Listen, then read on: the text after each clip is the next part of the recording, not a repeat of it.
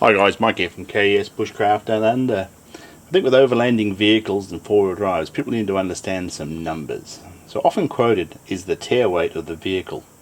Now my troop carrier has a tare weight of 2,250 kilograms. Now that only includes 10 litres of fuel. Now this vehicle can hold 180 litres. So the curb weight's about fuel and fluids. So that's 2,395. So it has a gross vehicle mass of 3,510. That's its maximum weight allowed on the road. So I've got a payload of 1,115 kilos. That is less everything I put in the vehicle, including people and modifications. So my modifications to this vehicle add up to 140 kilos. So I've already used up 10% of its payload before I start loading in gear and equipment to go away. So with a vehicle like this, with more than a ton of capacity, you can get away with putting on a few bits and pieces like bull bars, tow bars and stuff. But if you've got a Pajero which has a possible payload of 600 kilos, you can pretty quickly eat through that, where you can't put anything else in the car apart from your modifications. So it pays to understand all this stuff before you get stuck in and spending a lot of money. Okay, the standard Toyota bull bar and the bracket kit. The bracket kit weighs 17.4 kilos. The bull bar at 61 kilos, so 78.4 kilos. Minus the weight of the factory bumper bar and brackets, which is 25 kilos, giving a net increase of 54 kilos. Plus I've got their light bar and wiring, so we'll say a couple of kilos for that. It's soon adding up. Now there's no winch in this bar though, it's a winch compatible bar. The tow bar on this troop carrier weighs in at 32 kilos, and this tire and wheel combination on the left weighs 100 grams less than that tow bar kit. So if you don't need that tow bar, that's a hell of a saving. Right, in the back here I've got a rubber mat because I use this vehicle for work, and that stuff is pretty heavy. Now below the factory vinyl floor I've got a plywood floor which I indexed to fit inside all the grooves. It was a ton of work, but it sits lower and reduced the weight somewhat. Now I removed the cotton sarkin from the underside of the mat, replaced it with a closed cell foam which is lighter and also waterproof. But that floor has added about 20 kilos, but it is so much nicer to lay on, to kneel on when I'm climbing in and out the truck, putting in gear and stuff. Sound deadener. Now they recommended 3 boxes of this stuff, and there's 12 sheets to the box. I used just under 2 boxes of it, but it's heavy stuff. It's 370 grams per sheet. So that added up for me to 7 kilos. It could have been a lot more than that, but one of the best things I've done to this troop carrier was it really drummed on a corrugated road. So well worth the weight.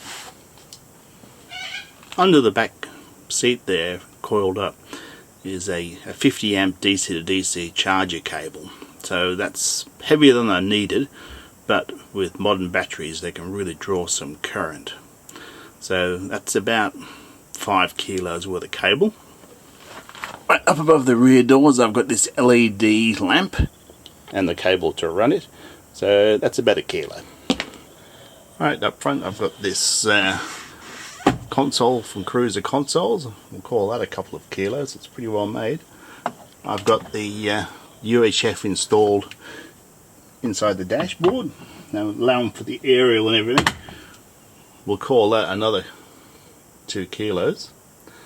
Got canvas seat covers, they're pretty heavy. These floor mats are actually lighter than the rubber ones, so we won't count those. Recovery gear, guys. If you're going overlanding, at some point you're going to get stuck.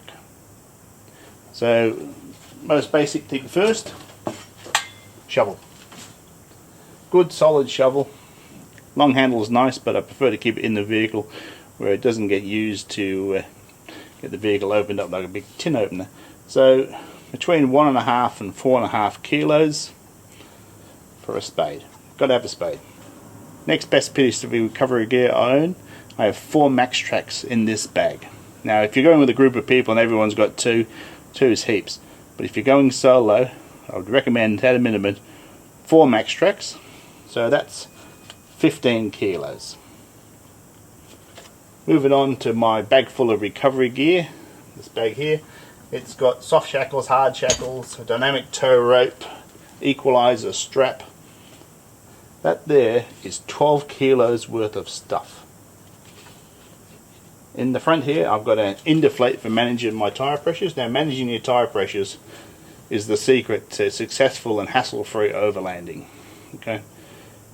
By airing your tyres up and down as required, you can save flat tyres, vehicle damage.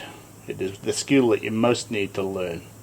Below that I've got an air compressor which weighs in about 4.5 kilos and the indeflate at 2.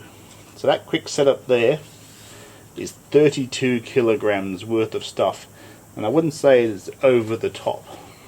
I'll include this here as well. So I have 2 battery operated simple walkie-talkies. Because if you're going to do a recovery, and there's other vehicles involved which I really dislike doing by the way, everyone needs to be able to communicate. Whether it's someone spotting you through a big piece of difficult terrain or doing a dynamic recovery with a snatch rope, communication is key. So it's important to have that.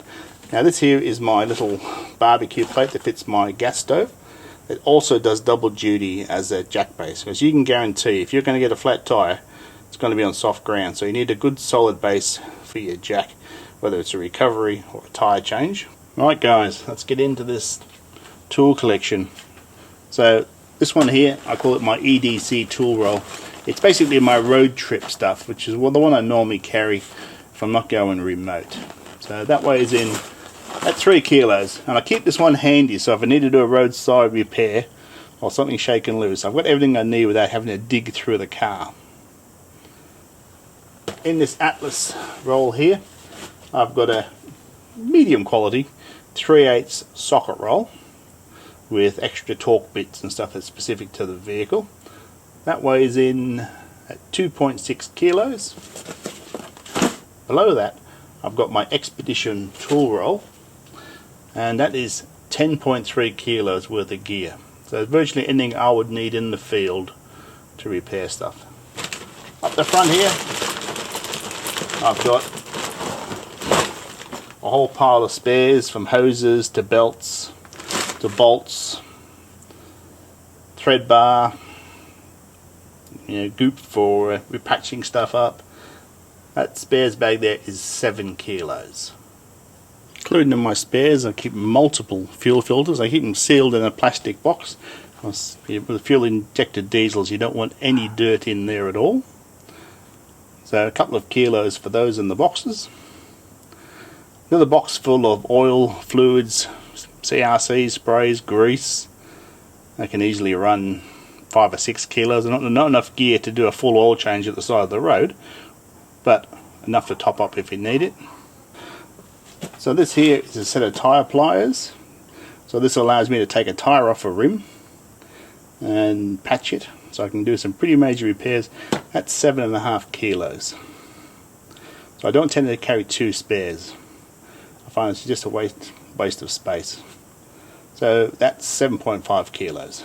So depending on the loadout, we're at between 50 and 60 kilos worth of tools and spares. I normally have a jump pack that's in the boot of the Suzuki at the moment. Well, let's talk about water. It's a kilo a litre. Nothing you can do about that. Some water tanks can weigh 15 or 20 kilos themselves, but plastic's pretty light. The 40 litre twin jerry, that weighs 4 kilos. The 20 litre jerry can with a tap weighs 2 kilos. I often use this box water. There are 10 litres, and it's only a cardboard box which you can lose. So my last trip out I had 100 litres, 60 in the jerrys, and I think I had 4, maybe possibly even 5 of this box water. So we'll call it in at 108 kilos. So that's a good chunk of your payload. Right guys, let's get on to camping gear. So this is my Drifter 100 plywood kitchen. So it's a brilliant piece of kit. I keep it loaded so I don't have to start packing away stuff for a trip. So whether it's a weekend or a week or a fortnight, virtually the same gear goes every time. So in here I've got everything that two people would need: bowls, cups, plates, eating irons, spatulas, all that type of stuff. Now the only thing that changes for longer trips, I take a dedicated gas stove with a larger cylinder, but for short trips I'm happy to use the butane cylinders. They're really quite cheap and the stoves are really quite good. That box alone is 40 kilos plus all the bits I add to it. For longer trips, this is my single burner cook partner stove. It's made in stainless steel and aluminium. This weighs about 3.5 kilos, but this is a brilliant stove. So, stove like this, you'll need a gas cylinder. Right, so a stove like that needs a gas cylinder. This is what we call a 4 kilo cylinder. Its empty weight is 5.5 kilos, a dead weight. So full, it's about 10 kilos. Right, so I normally have at least one of these 4 packs. That's 1.3 kilos.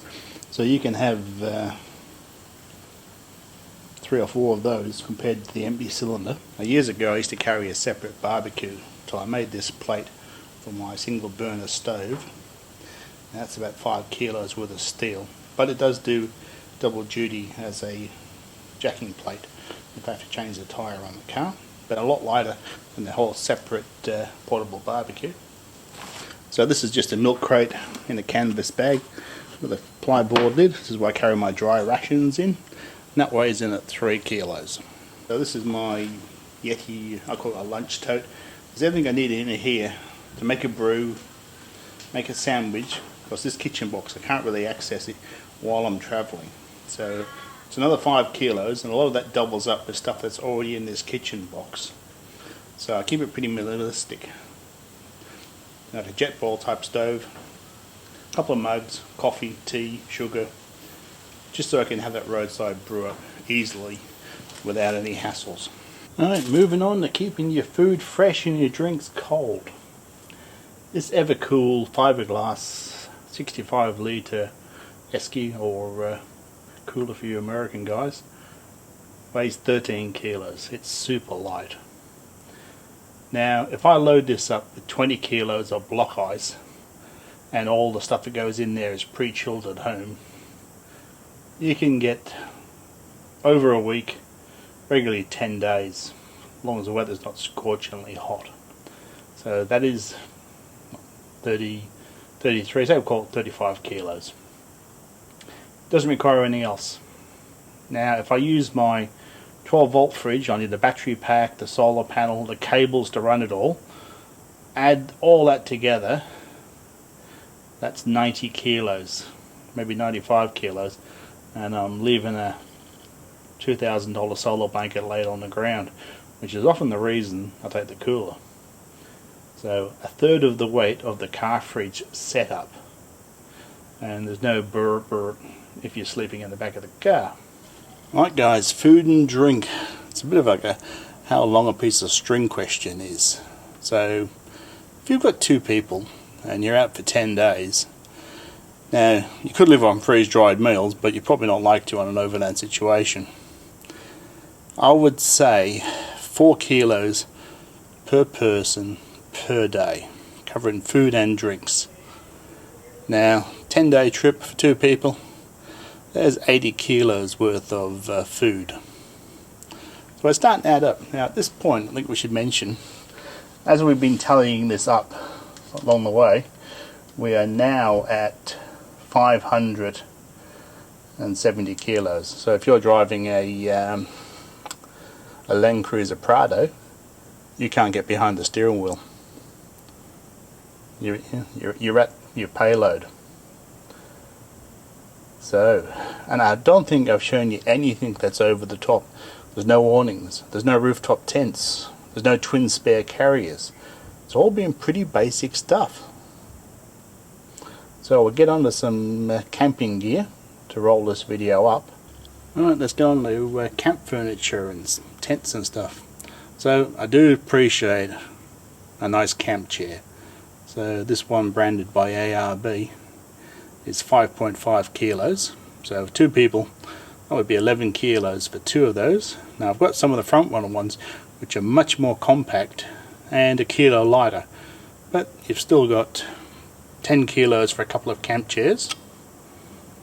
Alright, this is a Snow Peak awning, and that is 5 kilos. So 5 kilos, some of the 360 awnings that you'll see on the vehicles, they could be 30 or 40 kilos. So a significant saving in weight, and it's weight that you can put inside the vehicle, not hanging off a roof rack. And that 30 or 40 kilos doesn't include the actual weight of the roof rack you need to attach it to. And it frees you from the vehicle. Tents, shelter. So I have 3 things to choose from. I have a 4-man dome tent, which weighs in around about the 5 kilo mark, and that's been a brilliant tent. So that'll actually fit underneath my Snow Peak tarp. So you've got somewhere to cook and sit and eat, and you've got somewhere to sleep. Same applies with my ARB twin swag. That weighs 16.5 kilos and also goes under the Snow Peak tarp, of course. Now at 30 kilos I've got a Oztent RV3. That includes the side panels as well. So that is a brilliant tent. It's about 2.2 meters long when it's folded up. It will fit in my troop carrier with the rear seat trundled sideways. So all that goes inside the vehicle. So they're different options, and all lighter than a rooftop tent. Whereas my ARB swag has a mattress in it, neither of my tents do. So I've got this 3-fold bamboo mattress, and if you want comfort, this is what you want. Now add that and some sleeping bags, some pillows, and often a cover sheet for this. This makes it easier to keep it clean. Usually got another 20-25 kilos. It's adding up. Right guys, into the home stretch here. What we haven't spoke about yet is people. So it's very hard to gauge the weight of your passengers and their personal equipment, because these days people are not heading out for 2 pairs of shorts. I would suggest you weigh your people plus 50 kilos each. So a couple of big adults, clothes, snorkeling gear, fishing gear, it'll soon rattle up. I would suggest that for 2 adults with all that personal equipment, probably 300 kilos. Adult sized children, probably 100 kilos each. And that's going to push this load out of mine to 1,000 kilos. So still got 100 left, which isn't a lot. And from the moment you leave and you start burning fuel and drinking water and eating food, it's coming down. But if you're driving a regular wagon, you don't have 1,000 kilos of payload. You'll be lucky to have 600. So you won't be looking at rooftop tents and roof racks and all that gear, because you'll be overloaded from the moment you hit the driveway. Anyway guys, I hope you find this content interesting, and don't forget to like and subscribe, and I'll catch you next time.